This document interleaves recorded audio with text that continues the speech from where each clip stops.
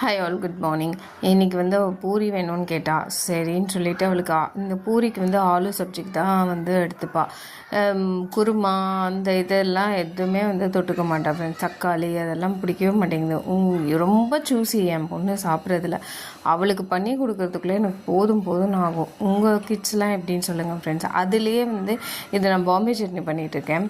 அந்த ஆலு சப்ஜிலேயே கொஞ்சம் தனியாக எடுத்து அவளுக்கு வச்சுட்டு, அந்த இதுலேயே வந்து நல்லா கடலை மாவை தண்ணியாக கரைச்சிட்டு கொஞ்சம் சால்ட் மட்டும் போட்டு அதை ஊற்றி நல்லா திக்கன் பண்ணி விட்டால் அது பாம்பே சட்னி. இது நல்லாயிருக்கும், சப்பாத்திக்கும் நல்லாயிருக்கும், பூரிக்கும் நல்லாயிருக்கும்.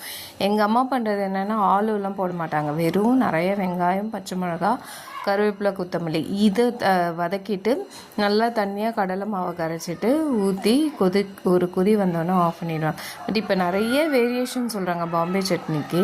பட் அதுதான் வந்து ஆத்தென்டிக்காக பண்ணுறது, சிம்பிள் வே.